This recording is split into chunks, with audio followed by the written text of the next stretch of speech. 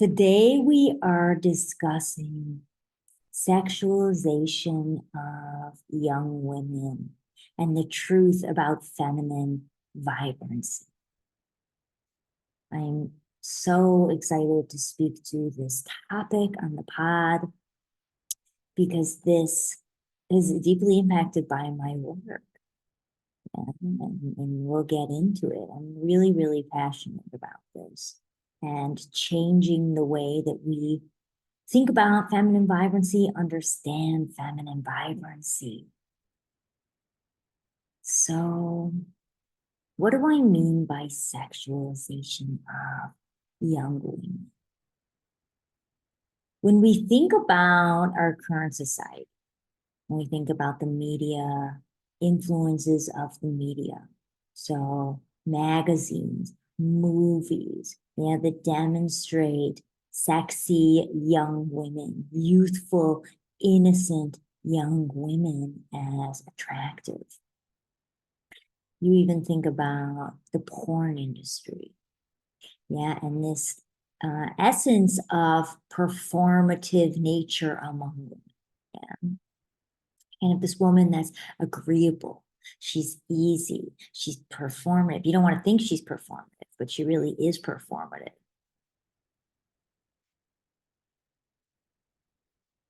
Let's channel it, baby. Let's try it again.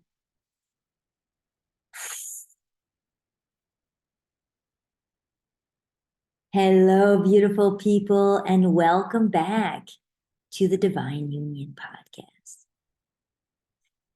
Today, we are discussing sexualization of young women and the truth about feminine vibrancy. I'm so excited to speak to this topic today on the podcast. This is a topic I'm super, super passionate about, and this is closely tied to the work that I do. And I explain as we have more context and as we get into the episode, because it's really important that we understand the feminine, what makes the feminine really vibrant. When we bring more consciousness to some of the conditioning and the lenses that we understand the feminine today, and what's a more fulfilling, more empowering way to relate to the feminine, whether you're a man or a woman or a gender non-conforming individual.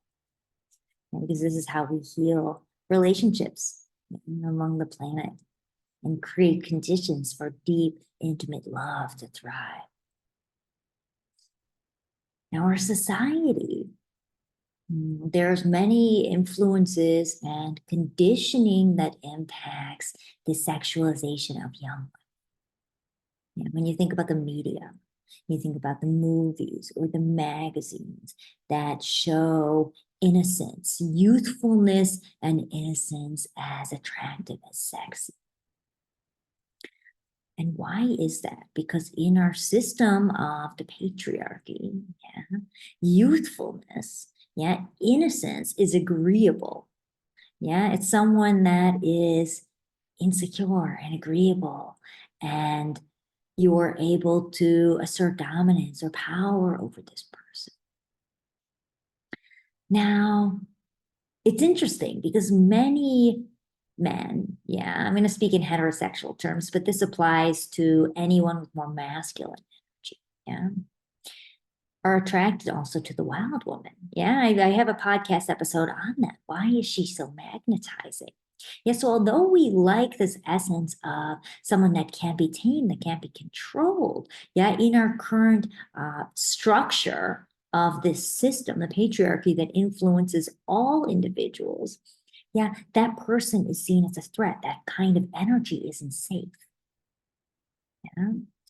They don't feel, quote unquote, nurturing, agreeable, mothering energy. What else? You even think about porn, there's this energy of performance. Now, most people don't think about the performance, even though porn really is the women are usually performing. But it's this energy of also agreeable nature. In a sense, I can assert my power over you. I can seduce you, dominate you in whatever way I please, and you're going to enjoy it. So it conditions the masculine to believe that asserting dominance, and power is something that the feminine really enjoys. It's sexy. And many women also enjoy that because of also conditioning. Now, it doesn't mean we don't enjoy being dominated, right? But you think about difference between ravishing and taking. Yeah, or David Data talks about many men confuse that like rape energy, I'm going to ravage you, with like, I'm going to ravish you in love. Yeah, I'm going to give my love to you, deepening love through how I lead you in the bed. And it's a very different energy. Yeah, that taking energy versus that ravishing. And so that impacts, why we value the youthfulness, the innocence of the feminine because of these uneven power dynamics. Yeah. It's a woman that's easy and that is agreeable, right? That's here to please. That's a good girl. And we value that in our society. Now, the reality is, when you think about women that are young, in their like middle school years or pre-teen years or even teen years, most of those women, every single one, when you go through that phase of middle school, high school, you're insecure. You might be like how I was, wearing short shirts, and like little skirts and dressing with my skin showing. But deep down, I was insecure. I wasn't confident in who I was. Because I had a lot to learn about myself. I had a lot to learn about the world. I had a lot to learn about how to actually be embodied in my way of being. So you see many young women, maybe walking the streets in short clothes that may appear, quote unquote, sexy and innocent, but they're deeply insecure. Or maybe they close when they see that they're getting more attention than they desire, even though they like wearing clothing that may be revealing. I can relate to that. And so that's actually not attractive to a conscious man. When we rewire this, it may be attractive to many men in the world because of conditioning, but when you bring consciousness to it, that isn't vibrancy. That isn't sexiness. Someone that's insecure, someone that's agreeable, that's not independent and sovereign, that's not embodied and confident in who they are. What actually makes someone vibrant, the feminine vibrant, is when they shine their light. It's when they're expressed, when they take up space, but when they also listen and they're curious and they're easeful and in flow. Now, what's up with the feminine today? Older, not youthful feminine. So I'm thinking not below the age of 15, let's say. We're all youthful, but for the sake of age, an older feminine. Now, obviously, this is changing in our society as we have more consciousness. But as women get older, what happens is, and I speak to this in episode 61 of Divine Union, where I speak to the mother wound and the impact of societal conditioning on women. Because many women, as you age, as we age, what happens is we harden our hearts. Because we have to take care of ourselves, defend ourselves in what can feel like at times a scary world. Now, what else with that? There's conditioning of the patriarchy that influences many women shutting off from their femininity, shutting off from their softness, their emotions, just to be able to get ahead, just to be successful in the world, right? That's the influences of the patriarchy on everyone. And so this aspect of someone who's vulnerable and who's open and who's receptive, which many people project onto a youthful femme, or a young woman. are lost in women as they age, as they navigate the world. And I'm speaking to this because I want you to really understand this. And this is the reason, behind the mission of this work. This is why in my own journey, working with my own healthy masculine, how to hold myself with safety, how to feel secure in who I am, in myself. So even as traveling alone, if I end up in a situation that doesn't feel good, how do I take care of myself, but do it from a place of empowerment? So if someone says something to me that doesn't resonate, it's like, oh, no, I wasn't going there. Yeah, I'm going to leave now. I hope you have a beautiful day, sir. Yeah, like still maintaining my vibrancy because I feel secure in myself. And that's allowed me to deepen into my relationship to myself, like that healthiness. And I speak to this because when I see many women, they're hard in their hearts. They feel they need to have the armor on, the protection on, right? They dim that light. They lose that vibrancy. They lose that openness, that curiosity, that receptivity.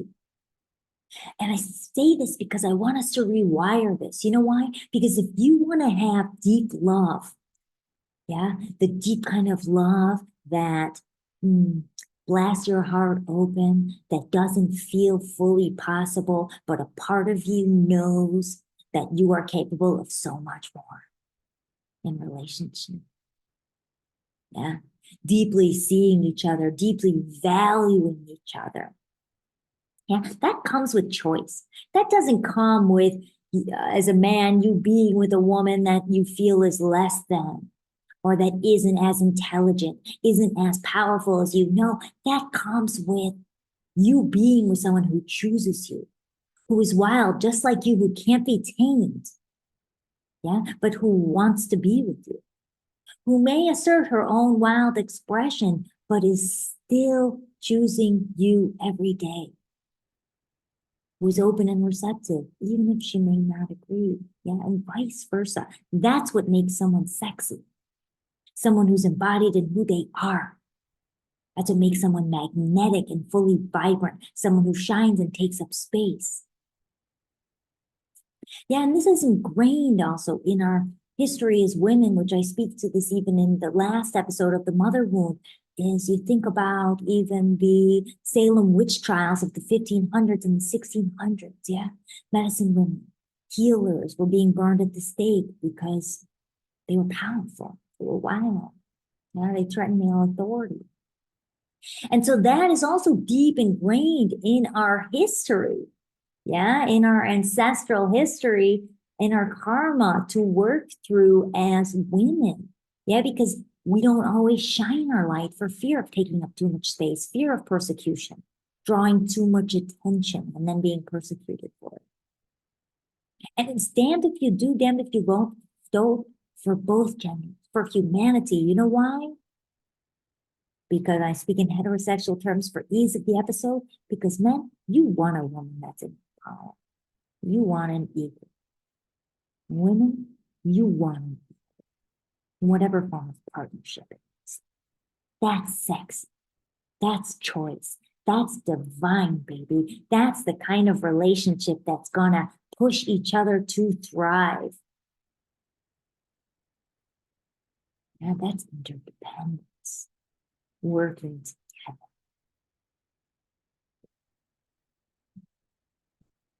And so the key to this, the key to rewiring this as a woman, if you are a woman and you are listening to this, you need to work with your masculine to bring inner union. That's why my program is called Inner Union, because it's working to bring harmony to your healthy masculine and feminine energies, to be healing the wounded versions of those energies within. Because when you do that, then your communication is easy. Because you don't feel disempowered. So you're able to assert yourself, your boundaries, stand up in ways that feel relaxed. No, baby, that doesn't jive. How about we try that? See. Oh, it hurts my pretty heart. And you say those things. Yeah, you're able to be connected to your heart, speak from your heart. And that's magnetic. That's vibrance. A woman in her power is vibrant. And it doesn't have to be threatened. It doesn't have to be a competition.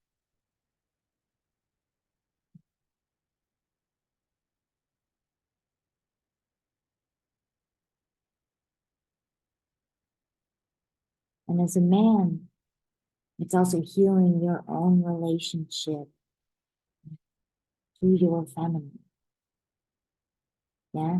Also being sensitive, being compassionate, connecting to your own emotions, holding space for your own emotions so you can also hold space for hers. Because if you don't know how to hold your own, how the hell are you going to hold someone else? That's also going to help you even more deeply connect to your own. And this is how we heal the pain, one step at a time. Mutual compassion and understanding, mutual love, mutual value for the energies that we all embody without putting one as better than the other, making one person better than why is it without assigning value and meaning to different qualities over the